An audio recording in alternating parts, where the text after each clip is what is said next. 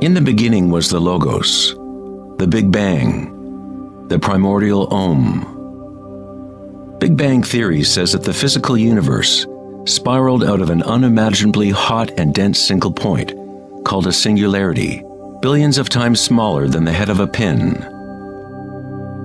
It does not say why or how. The more mysterious something is, the more we take for granted that we understand it.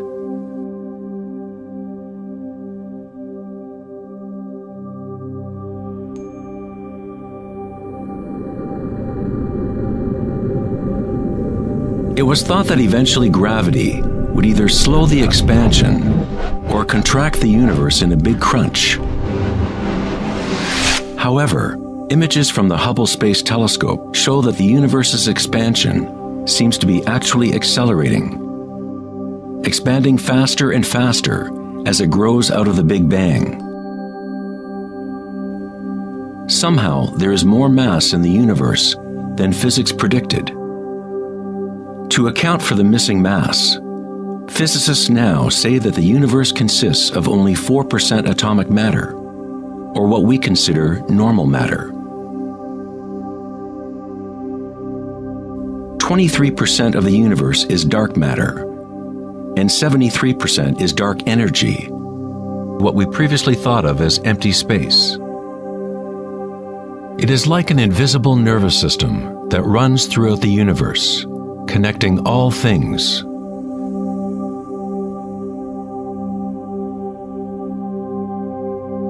The ancient Vedic teachers taught Nada Brahma, the universe is vibration.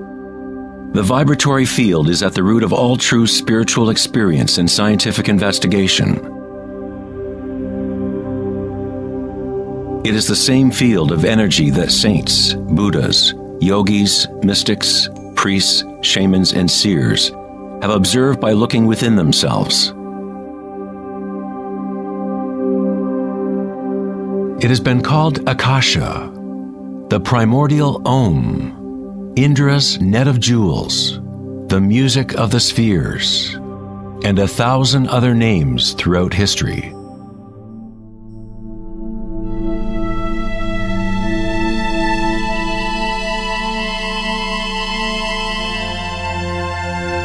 It is the common root of all religions.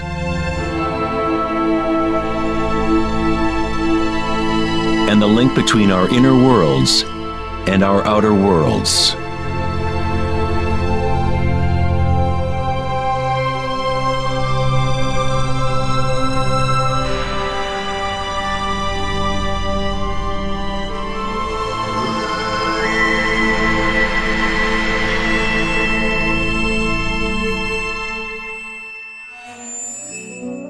In Mahayana Buddhism in the 3rd century, they described a cosmology not unlike the most advanced physics of modern day. Indra's net of jewels is a metaphor used to describe a much older Vedic teaching, which illustrates the way the fabric of the universe is woven together. Indra, the king of the gods, gave birth to the sun and moves the winds and the waters. Imagine a spider web that extends into all dimensions. The web is made up of dewdrops, and every drop contains the reflection of all the other water drops. And in each reflected dewdrop, you will find the reflections of all the other droplets. The entire web in that reflection, and so on to infinity. Indra's web could be described as a holographic universe, where even the smallest stream of light contains the complete pattern of the whole.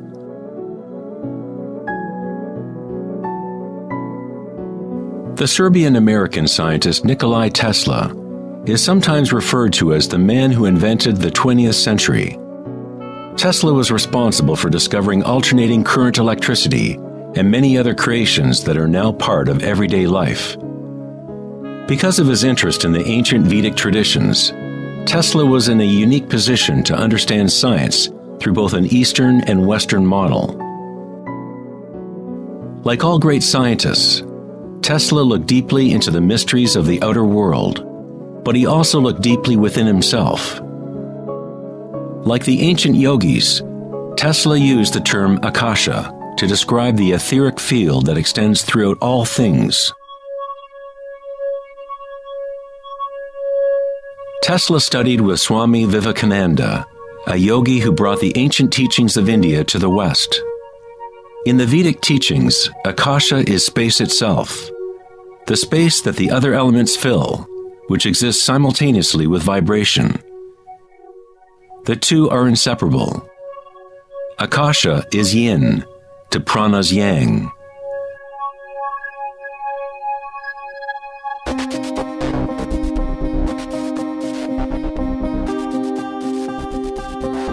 A modern concept that can help us to conceptualize Akasha, or the primary substance, is the idea of fractals. It wasn't until the 1980s that advances in computers allowed us to actually visualize and reproduce mathematically the patterns in nature. The term fractal was coined in 1980 by mathematician Benoit Mandelbrot, who studied certain simple mathematical equations that, when they are repeated, produce an unending array of changing mathematical or geometrical forms within a limited framework. They are limited, but at the same time, infinite. A fractal is a rough geometric shape that can be split into parts, each of which is at least approximately a reduced size copy of the whole pattern, a property called self-similarity.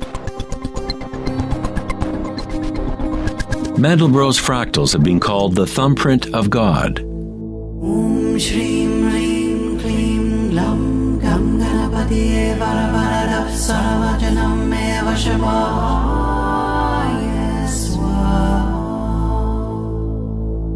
You are seeing artwork generated by nature itself.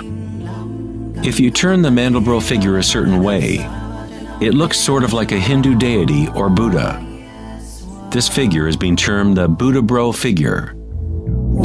SHREEM HREEM CLEEM GLAM GAM GANAPATIYE VARAVARADAP SARVAJANAM EVA SHIVAYA SWAHA.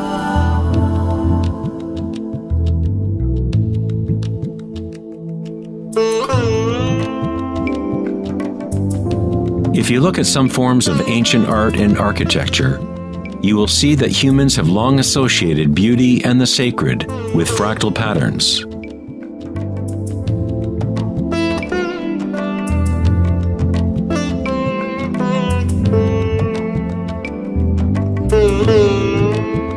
Infinitely complex, yet every part contains the seed to recreate the whole. Fractals have changed mathematicians' views of the universe and how it operates. With each new level of magnification, there are differences from the original. Constant change and transformation occurs as we traverse from one level of fractal detail to another. This transformation is the cosmic spiral, the embedded intelligence of the matrix of time-space.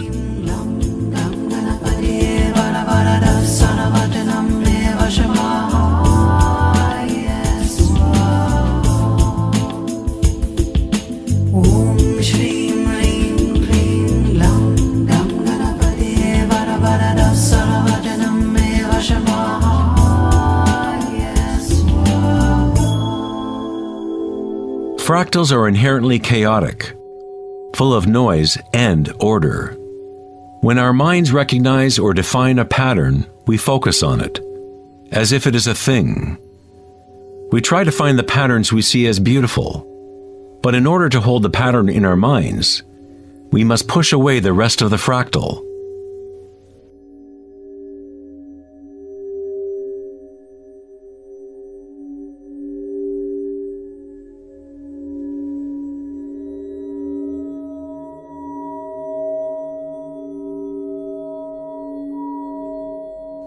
To comprehend a fractal with the senses is to limit its movement. All energy in the universe is neutral, timeless, dimensionless. Our own creativity and capacity for pattern recognition is the link between the microcosm and macrocosm, the timeless world of waves, and the solid world of things. Observation is an act of creation through limitations inherent in thinking. We are creating the illusion of solidity, of things by labeling, by naming. The philosopher Kierkegaard said, "If you name me, you negate me." By giving me a name, a label, you negate all of the other things I could possibly be. You lock the particle into being a thing by pinning it down, naming it. But at the same time, you are creating it, defining it to exist. Creativity is our highest nature. With the creation of things comes time, which is what creates the illusion of solidity.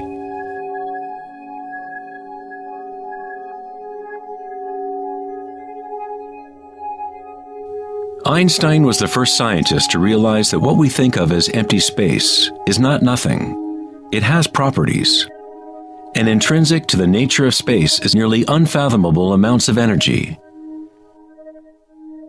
The renowned physicist Richard Feynman once said, "There is enough energy in a single cubic meter of space to boil all the oceans in the world." Advanced meditators know that in the stillness lies the greatest power. The Buddha had yet another term for the primary substance, what he termed kalpas, which are like tiny particles or wavelets that are arising and passing away trillions of times per second.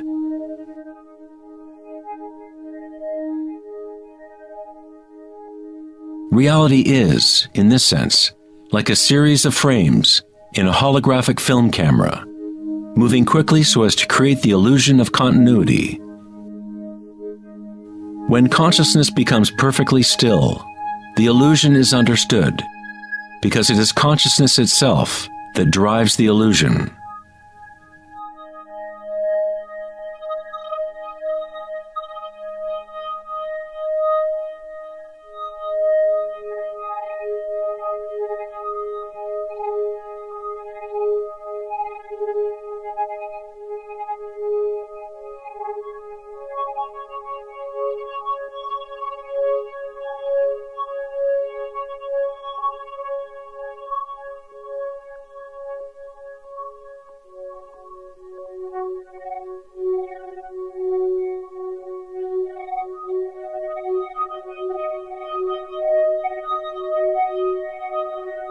In the ancient traditions of the East, it has been understood for thousands of years that all is vibration. Nada Brahma, the universe is sound. The word nada means sound or vibration, and Brahma is the name for God. Brahma simultaneously is the universe and is the creator. The artist and the art are inseparable. In the Upanishads, one of the oldest human records from ancient India, it is said, Brahma the creator, sitting on a lotus, opens his eyes, and a world comes into being.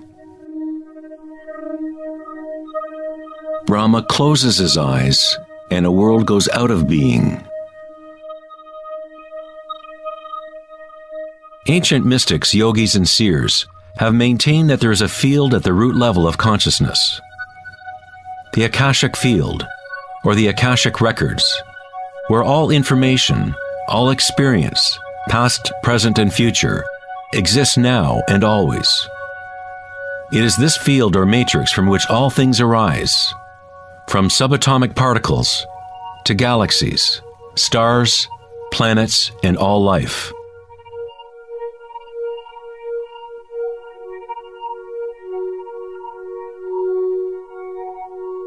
You never see anything in its totality, because it is made up of layer upon layer of vibration, and it is constantly changing, exchanging information with Akasha. A tree is drinking in the sun, the air, the rain, the earth. a world of energy moves in and out of this thing we call a tree. When the thinking mind is still, then you see reality as it is, all aspects together. The tree and the sky and the earth, the rain and the stars are not separate. Life and death, self and other, are not separate, just as the mountain and the valley are inseparable. In the Native American and other indigenous traditions, it is said that everything has spirit, which is simply another way of saying everything is connected to the one vibratory source. There is one consciousness, one field, one force that moves through all. This field is not happening around you. It is happening through you and happening as you. You are the you in universe. You are the eyes through which creation sees itself. When you wake from a dream, you realize that everything in the dream was you. You were creating it. So-called real life is no different. Everyone, everything is you. The one consciousness looking out of every eye. Under every rock.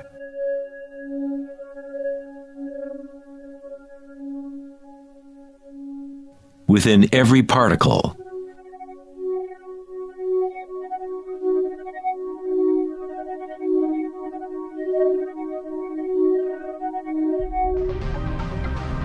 International researchers at CERN, the European Laboratory for Particle Physics, are searching for this field that extends throughout all things.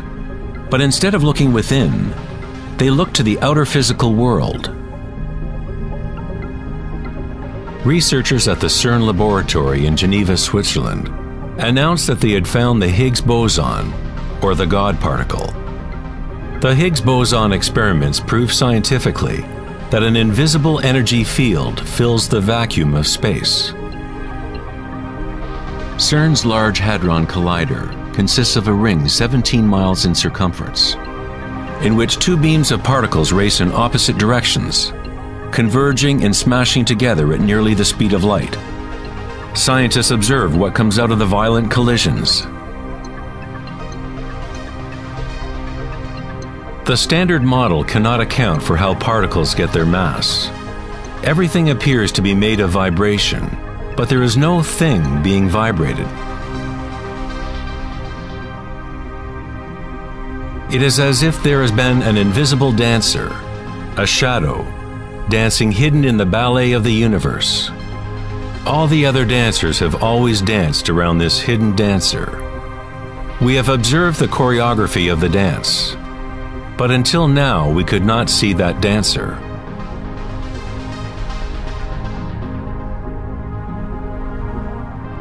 The so-called God particle, the properties of the base material of universe, the heart of all matter which would account for the unexplained mass and energy that drives the universe's expansion.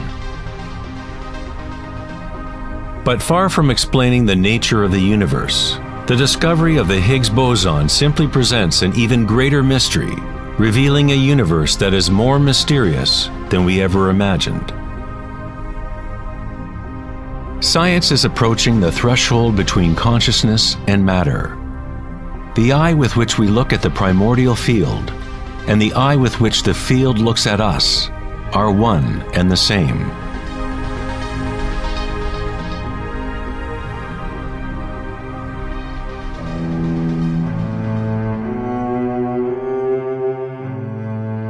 The German writer and luminary Wolfgang von Goethe said, "The wave is the primordial phenomenon which gave rise to the world."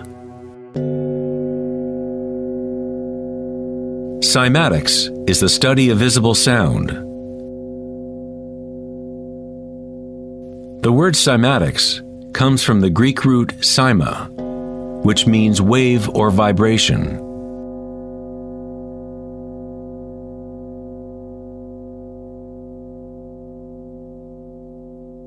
One of the first Western scientists to seriously study wave phenomena was Ernst Chladni, a German musician and physicist who lived in the 18th century. Chladni discovered that when he spread sand on metal plates and then vibrated the plates with a violin bow, the sand arranged itself into patterns. Different geometrical forms appeared depending on the vibration produced.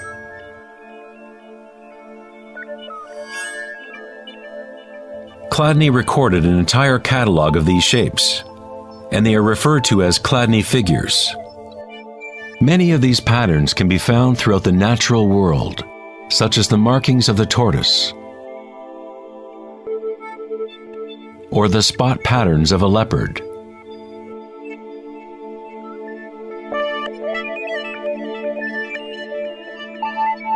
Studying Chladni patterns or cymatic patterns is one secret way in which high-end guitar, violin, and other instrument makers determine the sound qualities of the instruments they make.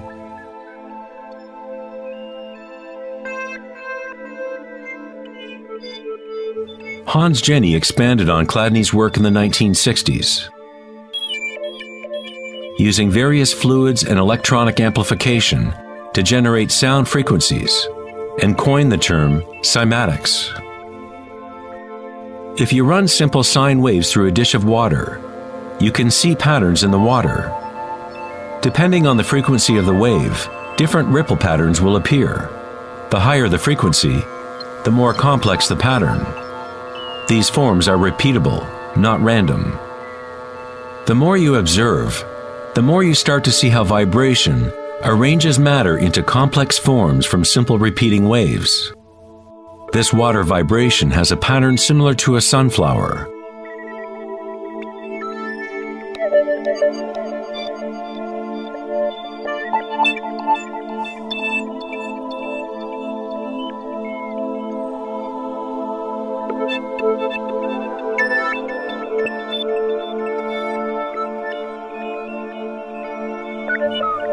Simply by changing the sound frequency, we get a different pattern.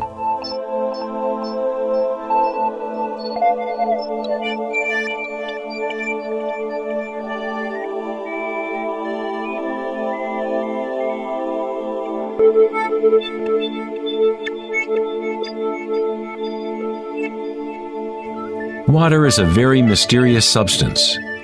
It is highly impressionable. That is, it can receive and hold on to vibration. Because of its high resonance capacity and sensitivity, and an inner readiness to resonate, the water responds instantaneously to all types of sonic waves. Vibrating water and earth make up the majority of mass in plants and animals. It is easy to observe how simple vibrations in water can create recognizable natural patterns. But as we add solids and increase the amplitude, things get even more interesting. Adding cornstarch to water, we get more complex phenomena.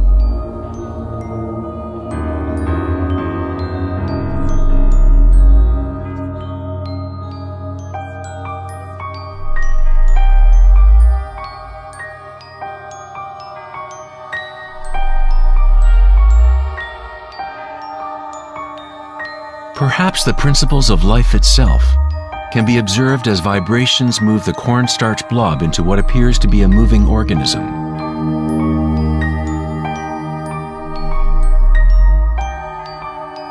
The animating principle of the universe is described in every major religion, using words that reflect the understanding of that time in history. In the language of the Incas, the largest empire in pre-Columbian America, the word for human body is Alpa Kamaska, which means literally, animated earth. In Kabbalah, or Jewish mysticism, they talk about the divine name of God, the name that cannot be spoken. It cannot be spoken because it is a vibration that is everywhere. It is all words, all matter. Everything is the sacred word. The tetrahedron is the simplest shape that can exist in 3 dimensions. Something must have at least 4 points to have physical reality. The triangle structure is nature's only self-stabilizing pattern. In the Old Testament, the word tetragrammaton was often used to represent a certain manifestation of God. It was used when talking about the Word of God, or the special name of God, Logos or primordial Word.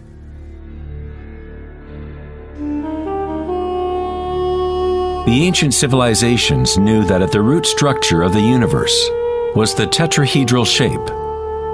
Out of this shape, nature exhibits a fundamental drive toward equilibrium, Shiva, while it also has a fundamental drive towards change, Shakti.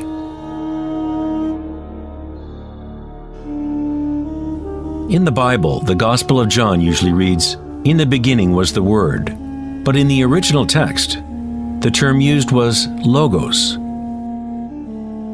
The Greek philosopher Heraclitus, who lived around 500 years before Christ, referred to the logos as something fundamentally unknowable, the origin of all repetition, pattern, and form.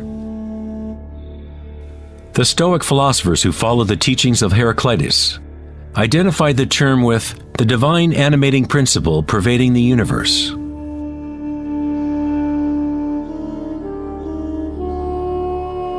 In Sufism, the Logos is everywhere and in all things. It is that out of which the unmanifest becomes manifest.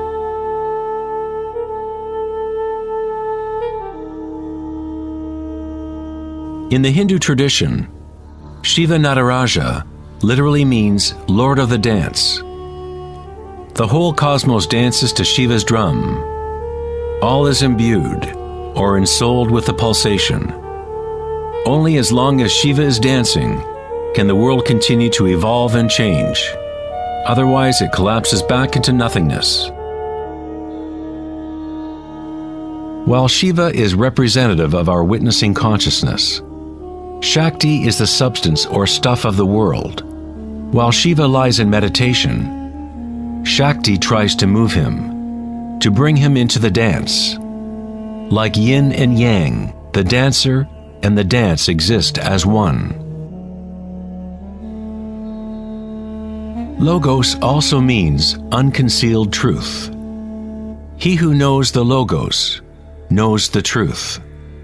Many layers of concealment exist in the human world, as Akasha has been swirled into complex structures, concealing the source from itself. Like a divine game of hide and seek, we have been hiding for thousands of years, eventually forgetting about the game completely. We somehow forgot that there was anything to find. In Buddhism, one is taught to directly perceive the Logos, the field of change, or impermanence within oneself through meditation. When you observe your inner world, you observe subtler and subtler sensations and energies as the mind becomes more concentrated and focused. Through the direct realization of anicca, or impermanence at the root level of sensation, one becomes free of attachment to transient external forms. Once we realize there is one vibratory field that is the common root of all religions, how can we say, my religion, or this is my primordial Om, my quantum field?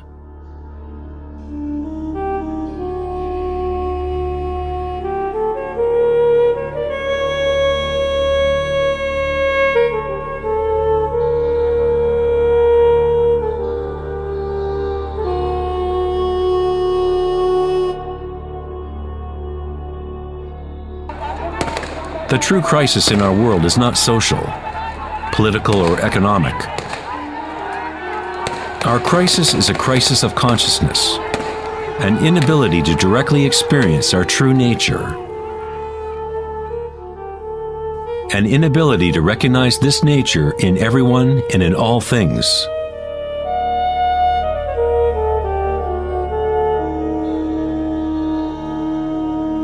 In the Buddhist tradition, the Bodhisattva is a person with an awakened Buddha nature. A Bodhisattva vows to help to awaken every being in the universe, realizing that there is only one consciousness. To awaken one's true self, one must awaken all beings.